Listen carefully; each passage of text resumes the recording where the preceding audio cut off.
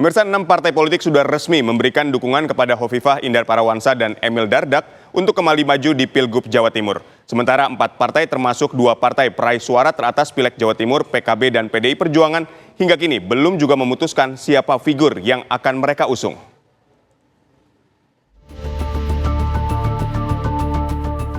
Pasangan Hovifah Indar Parawansa dan Emil Dardak kembali mendapat dukungan dari partai politik untuk maju di Pilkada Jawa Timur 2024. Teranyar, pasangan petahana ini mendapat restu dari Partai Persatuan Pembangunan P3. Dukungan dari P3 ini kian memperkuat kekuatan politik Hovifah Emil yang sebelumnya telah mendapat amunisi dari koalisi Indonesia Maju. Pasangan Hovifah Emil kini resmi diusung 6 partai, yakni Golkar, Gerindra, PAN, Demokrat, PSI, dan P3 yang telah mengamankan 57 kursi di DPRD Jawa Timur. Jadi bagi kami tidak ada pilihan, ini pilihan yang memang terbaik lah. Tidak hanya mereka memberikan kontribusi yang baik bagi masyarakat ya, di Jawa Timur, berkinerja baik, tapi juga memberikan kontribusi dalam pemenangan Prabowo Gibran di Pilpres kemarin. Dan insya Allah nanti di 27 November pasangan ini akan memenangkan kembali pertarungan kompetisi di Pilkada Jawa Timur. Insya Allah nanti ya saya kira partai-partai akan berpikir ulang lah ya. Untuk tampil, kalau bisa ya udah sama-sama lah ya, gabung aja dukung Mbak Hovifah, undangan terbuka gitu ya. Karena masih ada PKB yang belum memutuskan, PDIP sendiri juga belum, Nasdem ya, P3 kan sudah bergabung. Ya.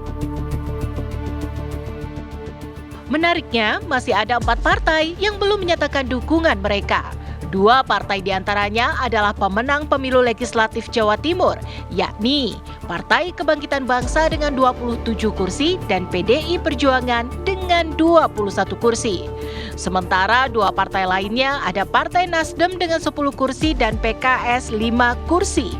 Artinya masih sangat potensial jika keempat partai berkoalisi menciptakan poros baru. PDI Perjuangan pun mengakui intens melakukan komunikasi dengan PKB dan masih menjaring beberapa nama potensial untuk dicalonkan.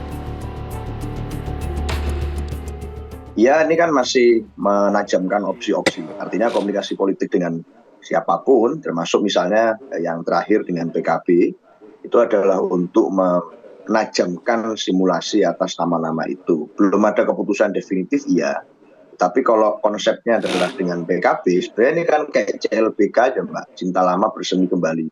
2018 atau Pilgub Jatim yang lalu juga PDI PKB, gitu, PKB PDI dengan calon Gus Ipul dan Mbak Putih pada waktu itu. Sehingga untuk bicara tentang kesamaan sejarah itu, saya rasa tidak akan sulit untuk menemukan atau menentukan komposisi yang pas antara calon gubernur dan calon wakil gubernur. Hanya tunggu waktu saja dan sebentar lagi saya rasa itu akan segera akan ada pengerucutan definitif.